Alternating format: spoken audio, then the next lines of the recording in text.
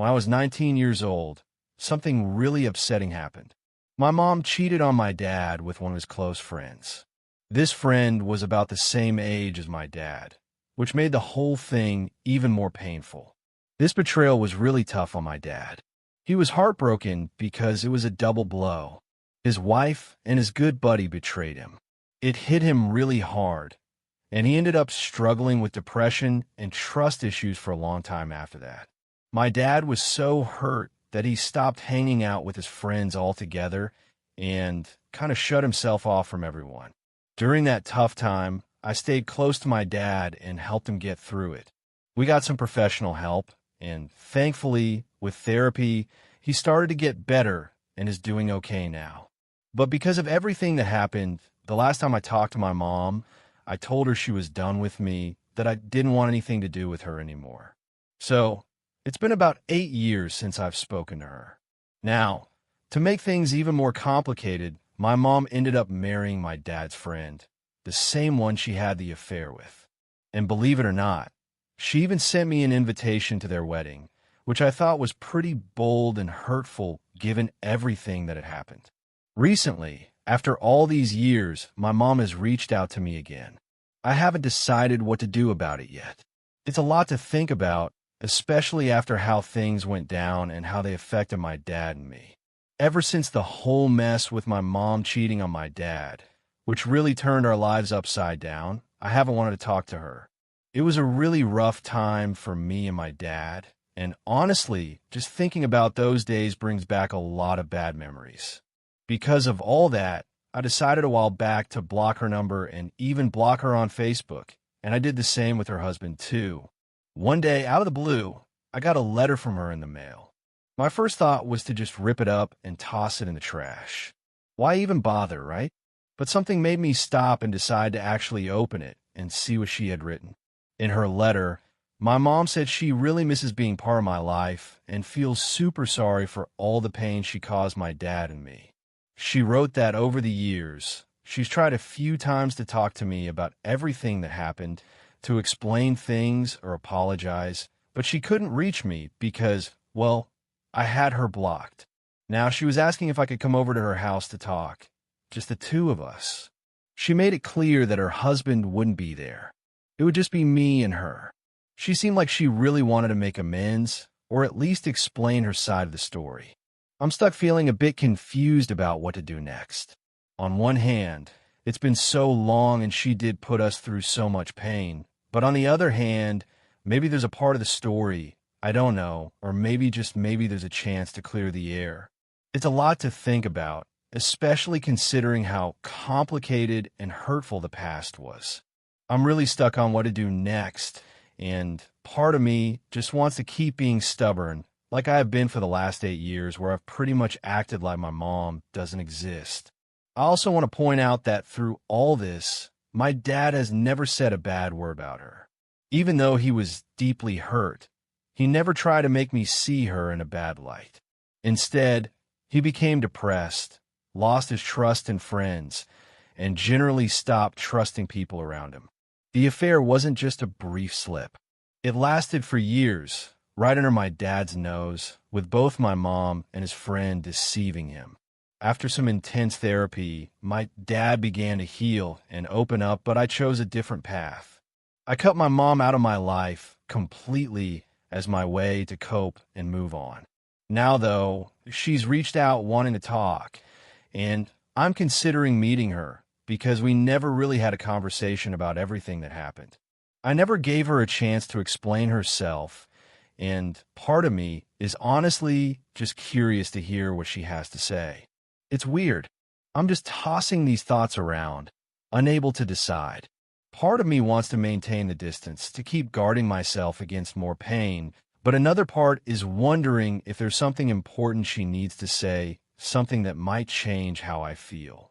It's a tough call, and I'm just not sure what to do. Now for some comments before the update. It's a tough situation to be in. I'm sorry for what you and your dad went through. If I were you, I would think hard about it before making any decisions. I would try to figure out what are the pros and cons of this potential meeting with your mother. Maybe now she's realized what she's done, but that doesn't mean you have to forgive her. The ball is in New York court. If you want to meet and talk with her, go ahead, but if you don't, that's fine as well. You don't owe her anything. She may have been your mother, but after what you put you through, it's understandable. This is the best comment. You don't have to forgive your mother, and you do need to do what's best for you, but it is unhealthy to hold on to hate. Letting go of hate doesn't mean you have to forgive them and open your heart and trust them, but at the end of the day, you have to make that choice. I'm sorry you're even in this position. Take your time with the decision. Don't feel rushed when we are another. If your mom is wanting to reconnect, she can continue to wait patiently until you feel clarity. Given she's remarried and still with a fair partner, it's unlikely you could develop much or any connection with her alone. It's logical to assume she would want to incorporate a fair partner as well eventually. So if you want to meet and potentially reconnect, you might want to establish firm boundaries there indefinitely so you can remove them as you see comfortable moving forward. It might also be a good idea to have a mature conversation with Dad before you reach your own decision so he's fully informed and then everything is out in the open, whatever you decide. If by any chance you decide to meet her, do not go to her home. Do it on your terms. A place and time. You feel more comfortable and walk out if needed. I think the last place to have this talk would be at the house she shares with the man she cheated with. It could trigger some anger in you. This is hard. She has caused you and your father so much pain, and that's not an easy thing to deal with. With this whole situation, I feel like you've closed the door, but the problem is still on your doorstep, so to speak. I think talking to your mother would be good for you. You mentioned that your dad went through therapy, but did you do any for yourself? What did you do to help yourself? Speaking to your mother might give you some closure. I'm not saying you'll be hugging and singing happy songs by the end of it, but I think you may be able to successfully close that chapter of your life afterwards. Right now, you're just ignoring your mother while resentment stays rooted within you. And that's not healthy. Ultimately, the decision is yours. Do it because you want to and on your terms. I wish you the best. I'm a pessimistic person. My guess is your absence in her life is continued reminders that she destroyed more than her marriage. In my mind, she'll say or do anything to get back into your life. Overwrought apologies.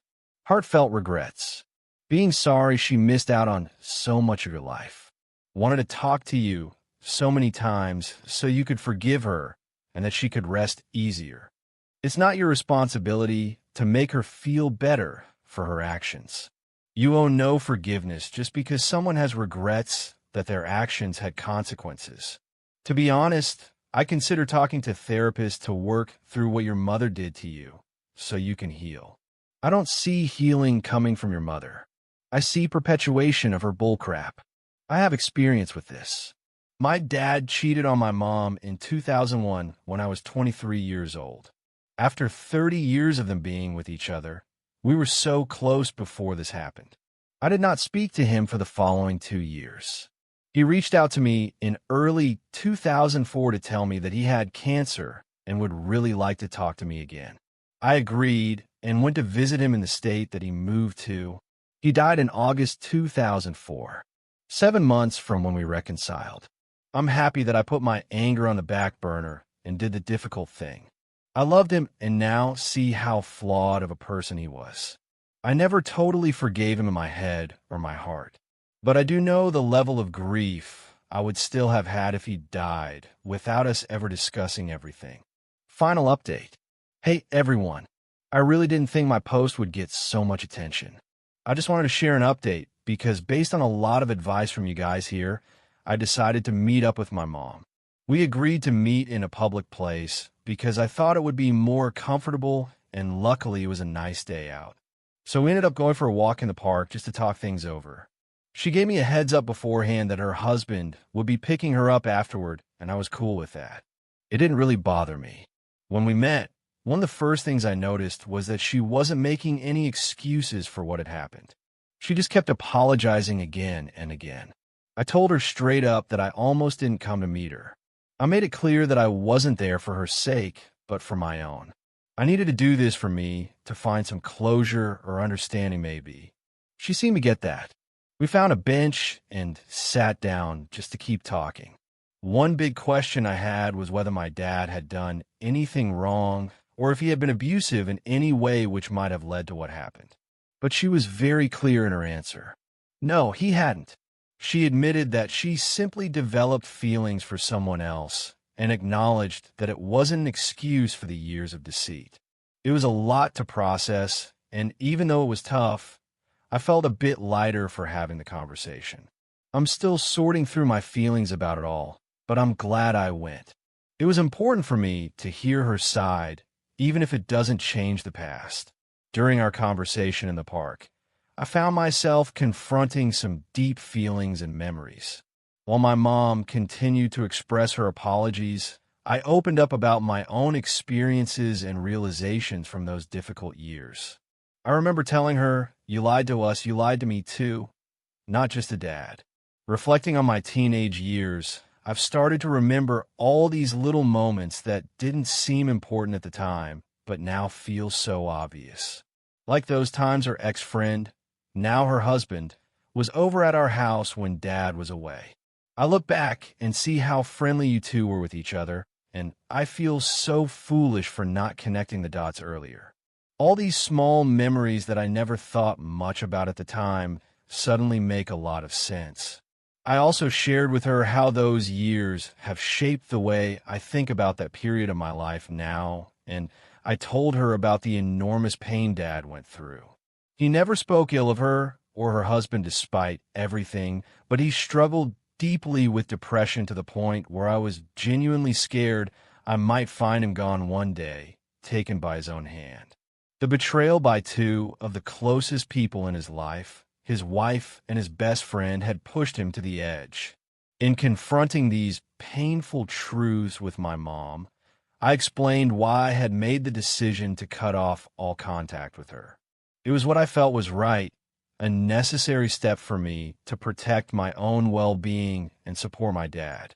I needed her to understand the impact of her actions not just on him, but on me too. It was a hard conversation, but it was essential for me to express these things that had been weighing on me for so long. I made it very clear to her during our talk that my decision to cut ties was my own. I wasn't influenced by Dad. It was something I felt I needed to do for my own peace of mind. Given all that, one big question hung in the air. Why was she reaching out now after all these years? What did she want from me at this point? Her answer was simple but loaded with implications. She wanted to be part of my life again. I couldn't help but respond sharply.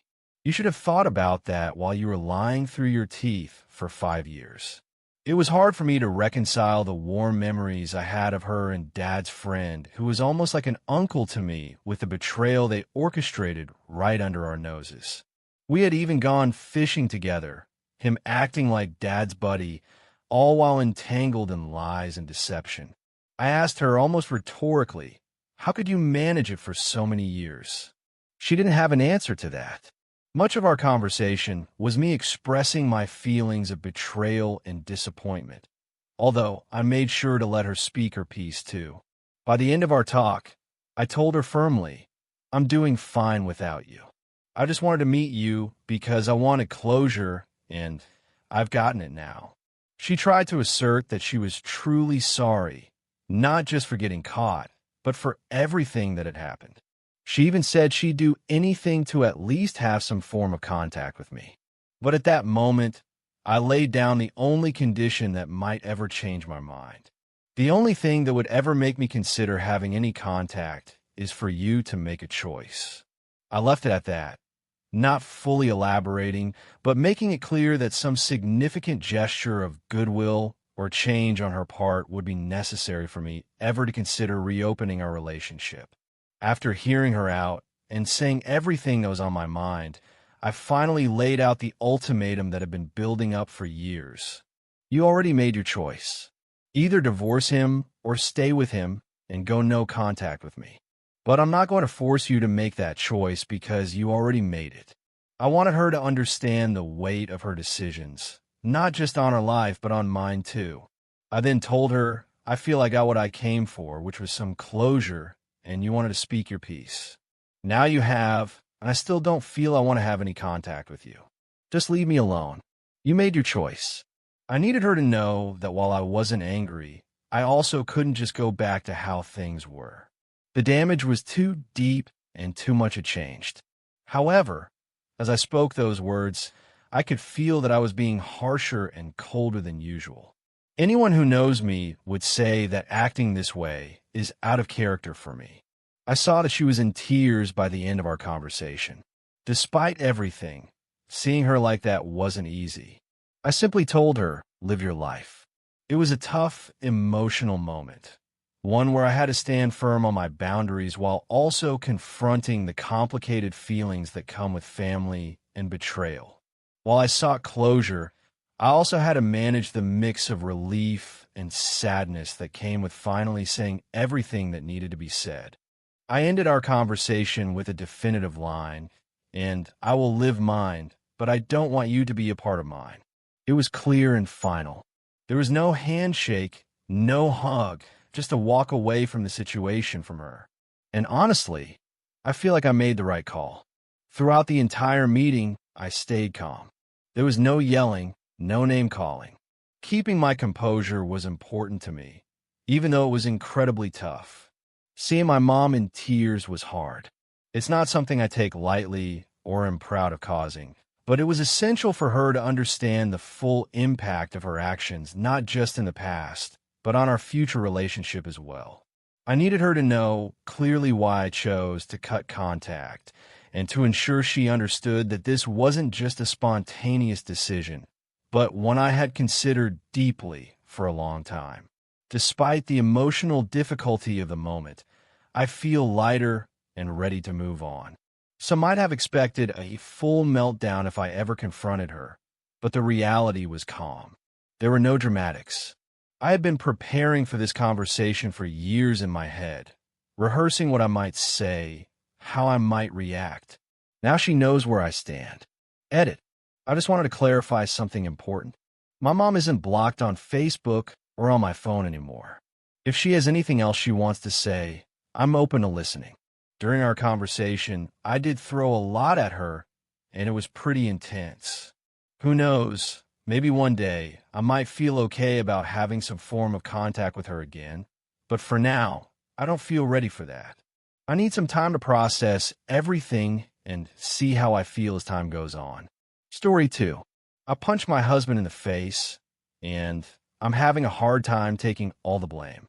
We were in a massive argument, like one of those where everyone's voice gets louder and the air feels tense. Suddenly, he stepped way too close to me, invading my personal space, and he used the upper part of his body to shove me. This caught me off guard. I nearly lost my balance and fell over. I was really shaken up, so I told him, back off and stop it. But instead of listening, he just did it again. Now I wasn't just standing there not knowing what was happening. I was fully aware, but I was also filled with fear and anger because of how aggressive he was being. In that moment, something inside me clicked, and I reacted by punching him. It's not something I ever imagined I'd do. It's totally out of character for me. But there's more to this story.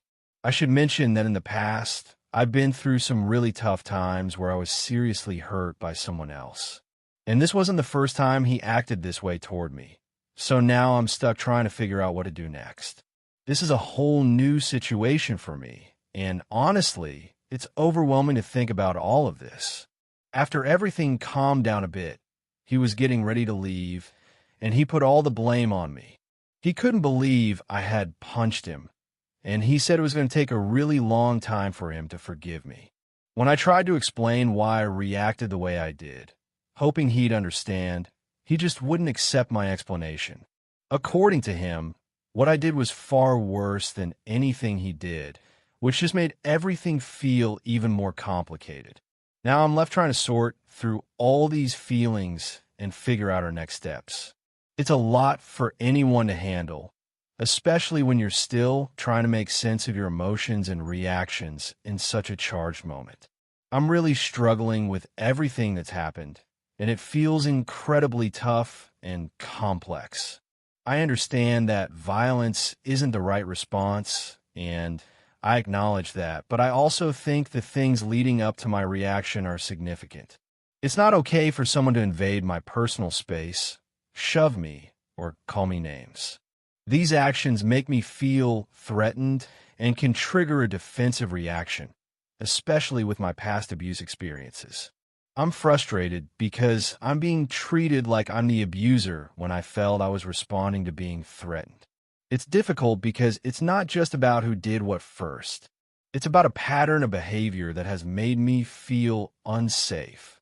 The dynamic between us is complicated, with my past trauma and our current issues intersecting. He has gotten in my face before, pushed me, and made me feel physically at risk. My reaction, while regrettable, came from a place of feeling cornered and needing to defend myself. This doesn't make my punch okay, but it does explain some of the reasons behind it. I think it might help to talk about these incidents with someone neutral, like a counselor or therapist. They could help me find safer ways to handle confrontations and work through my trauma responses, like the blackouts and flashbacks from my PTSD. As for whether I'm completely wrong, I don't think it's about being right or wrong in a situation as nuanced as this. It's more about understanding my triggers, how I respond, and how to manage them better in the future.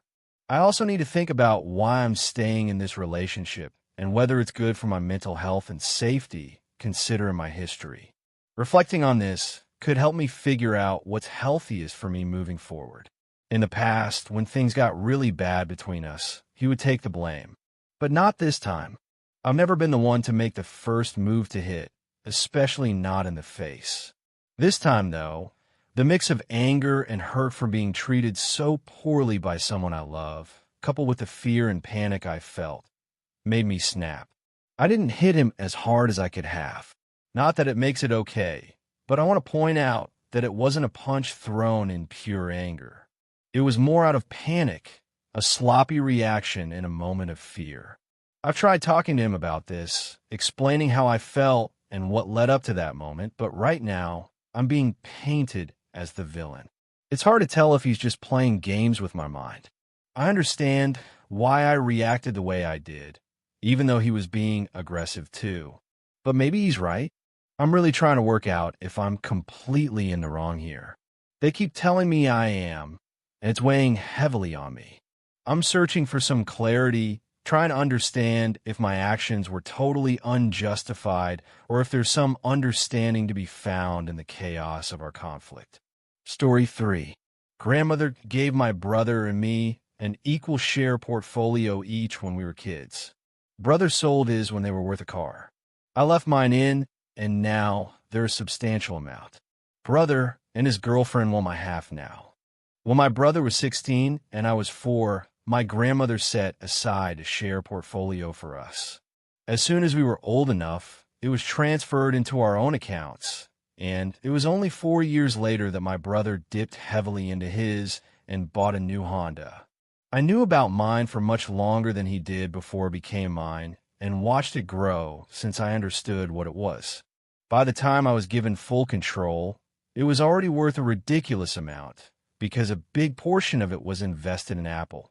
And I'm torn on using the funds locked up as they are because Dad drilled it into me to leave it to grow until I'm 40-something. I don't talk much with my brother. He's done some stupid things to the family over the years, and I didn't really grow up with him, so all I usually hear about his life comes through Dad. His new girlfriend works in law, though, and I've received a formal letter from them both that the investments my grandmother made were designed to be for both of us to use, not just for me alone, and it was only around $15,000. The number is right, but mine was only worth that at the time he spent it too. They want half of the value of mine now, and his girlfriend has informed me if I don't give them access, then the legal fees and fines would eat up my half, and I'd be left with nothing. The dividends alone support a huge part of my life, and they've saved me a few times. If half of that disappeared, it'd set me back years. I know it sounds selfish, but I'm really used to having the extra income back me up when I've wanted to move. I've lived in 4 states by my own choice, and I want to move and take in more before I settle down if I ever do. How likely is it they'll win and leave me with nothing? As far as I know, there was no paperwork or will, just my grandmother's word. She set up my brother's accounts when he turned 19, but she gave them to Dad at the same time as my brother got his, and Dad transferred the whole lot to me 6 years ago. For my share, I have all the logins, the trading accounts and bank accounts are in my name, and the shares are all solely in my name too. Should I find my own lawyer? And if I need one, what kind do I need? I have an accountant I've used for years, but this doesn't seem like an accounts problem, but a law one. Update. Mostly good news. I worked with my dad and got my own lawyer. I got the timeline of my shares wrong, but it comes out the same. What my brother and I inherited from my grandmother was originally part of my grandfather's portfolio. He was the money-savvy one. My grandmother looked after those after he died, and she personally set up my brother's accounts and gave him control of his part. She didn't do the same with mine before she died. I thought she had already set the accounts up for me and given control to Dad before passing. Instead, the shares were in her will, and she left everything she owned to my dad with instruction that what was $15,000 worth when my brother got his equivalent part would go to me when I was old enough to know how to take care of them. There was no trust. She just trusted my dad. My dad did the right thing and set up accounts for me and gave me control 6 years ago. My dad put some of his own shares in too as an extra leg up. Dad admitted to me he chewed out my brother last year when he came to him asking for money, and Dad had supported him several times over the years and got to the point he'd had enough. My brother found out I still had my investments because Dad had used me as an example of how brothers should have been using money. That's how my brother found out I still had shares and they'd grown. According to all that info, my lawyer tells me I'm in the clear, but it's not going to get to the point of finding that out in court, as my brother's GF was only a legal secretary. I say it was because the firm she worked for apologized and informed my lawyer she was terminated immediately. The letter I received from them had been edited to put her name in a position higher up than it should have been, and some of the contact information had been changed. A week after she was fired, my brother visited me begging for money. His GF is in serious debt, and she took a chance on scamming cash from me and lost. I felt awful rejecting my own brother over and over, and if he hadn't involved his GF needing an amount well into 5 figures, I might have given him some. The next morning, I found all my tires had been slashed. Screw him. I don't feel bad anymore. The rest of the comments in the previous thread made me realize I don't know nearly enough about what I'm doing with the shares and dividends and money in general. A lot of the decisions I've made have been with Dad's help, and his advice has paid off well so far, but not because I knew it would, but because I had no idea what I was doing and left it up to him. I've booked into work with a financial advisor to make the most of what I have. Thanks for all your comments.